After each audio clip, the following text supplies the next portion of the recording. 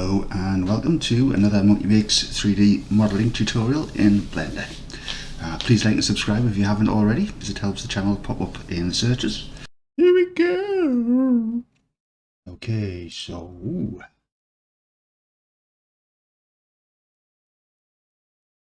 fingers crossed, we have everything to start the front end. Things first up, do a Shift D with the guide selected there. Shift D and then just press enter.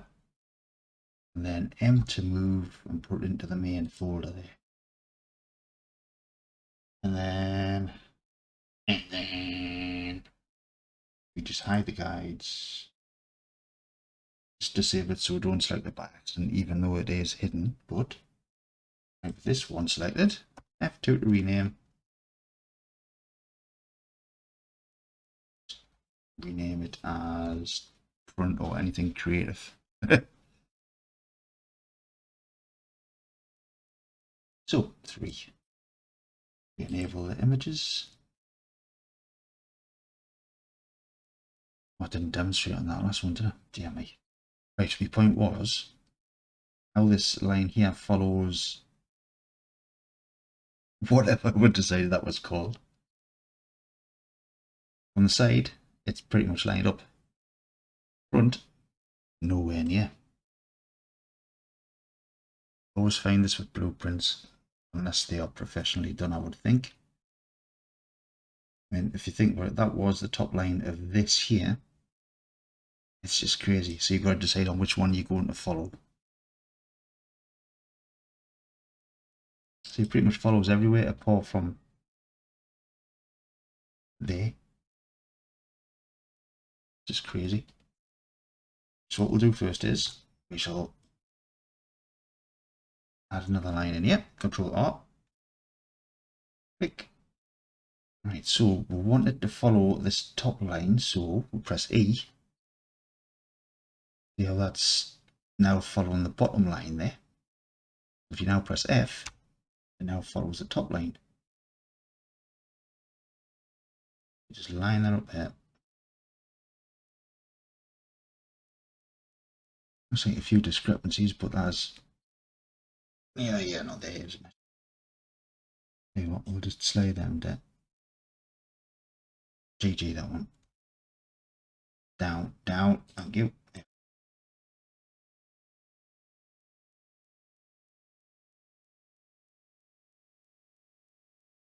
Hopefully that doesn't put too much into that there, so you have to just slide that left a little bit. Oh, GG, sorry.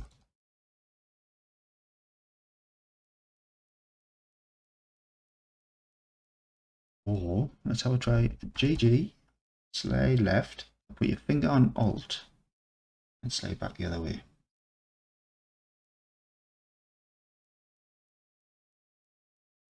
Slide that. That keeps that decent curve. Okay, so width. It still looks it's wavy. GG.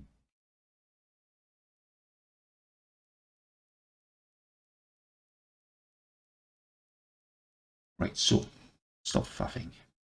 So Alt, left click, Alt, Shift, left click. What we're going to do here is we're going to extrude it. E. Then we're going to immediately drop pressing the left mouse button without moving it, or even a right mouse button there in case you have moved it. So now go Control Z, Alt Z, sorry. Control Z would have undone it, so I do apologize. Go and deselect these ones. Right, angle that so we can slide it back on Y.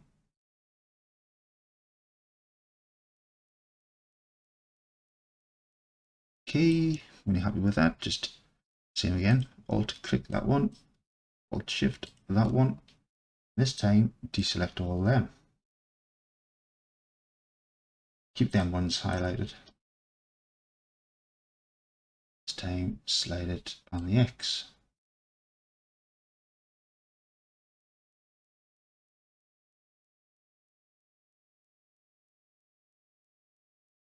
So the edges, highlight that one. We press X and then select edges. Oh, highlight that whole edge again.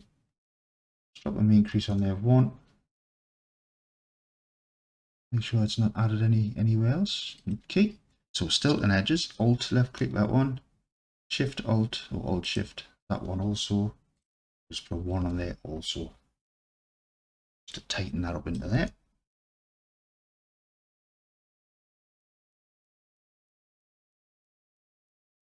Right, let's demonstrate this shrink wrap. So with that selected still, click on Add Modifier, and the deform is shrink wrap.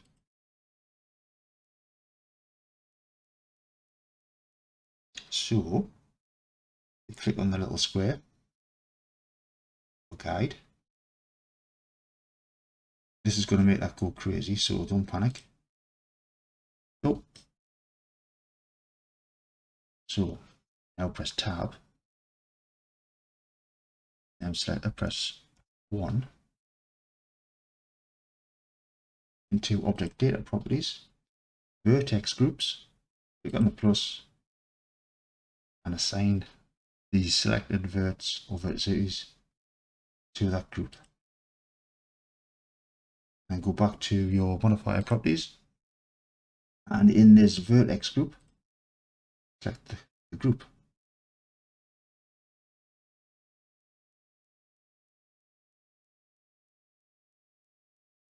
Right, but now look, it's done the opposite of what we're actually after. This little button here will flip, so it'll show the opposite. There we go. It's now on the inside. How that works will become more apparent very shortly as we start cutting into here and here for the vent.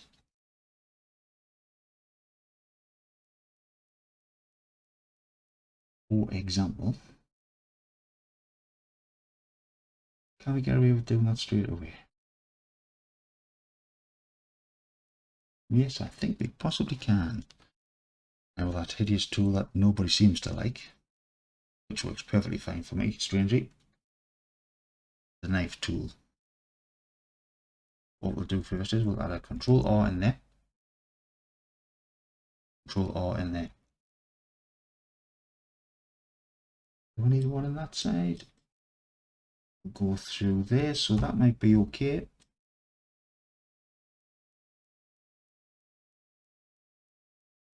Actually, what we could do is just be a little sneaky. No, we can't, because that's going to break that.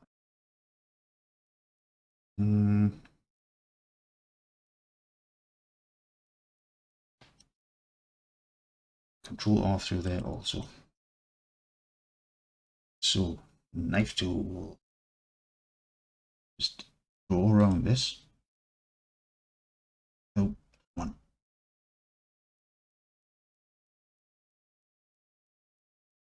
I know there's a slight curve in there, but we'll put that in next.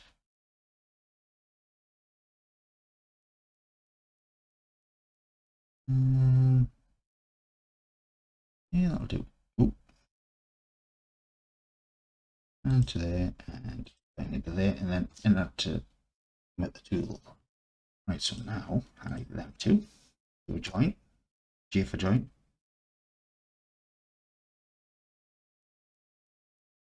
And two, simple J to join again.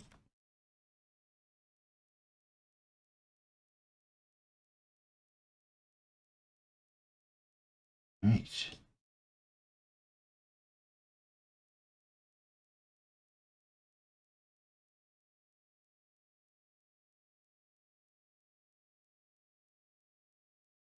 We get away with putting Control on there.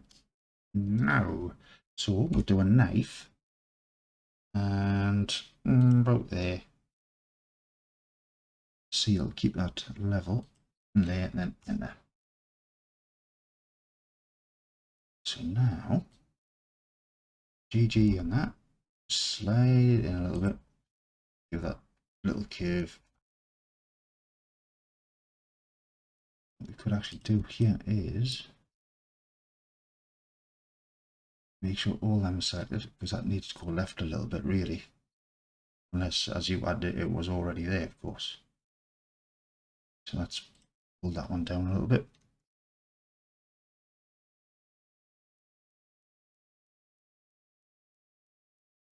And we'll just basically create that shape. Right, and then highlight them two in the center. X and 1. And also X and edges. Now that would be better if we came to there. Get a giant. Maybe we could put X on that one. That's created that there nicely.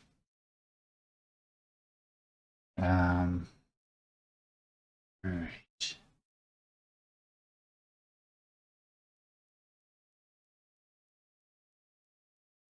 If we could get that line there now, just GG that. There in the center. Oh, that's it. Come back out. There we go. Disable the shrink wrap. That shouldn't make much of a difference. Go.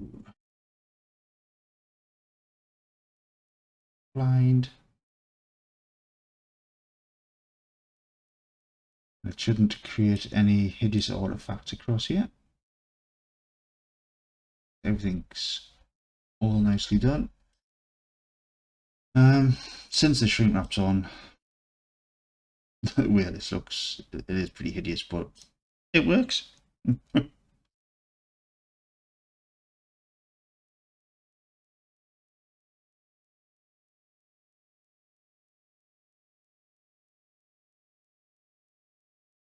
Often I get with the roughness, I tend to put the specular the opposite, and so I'm not sure. It looks more plasticky. That's because the clear coat on top of the shiny surface anyway. I could actually just go to 0.7. It's not the best core material, but it'll do for now. And we shall create a core paint later in another video. So, sorry, I'm looking for a thumbnail. Oh, wait, I do that. Don't forget. Control S, save. I'll catch you in the next one.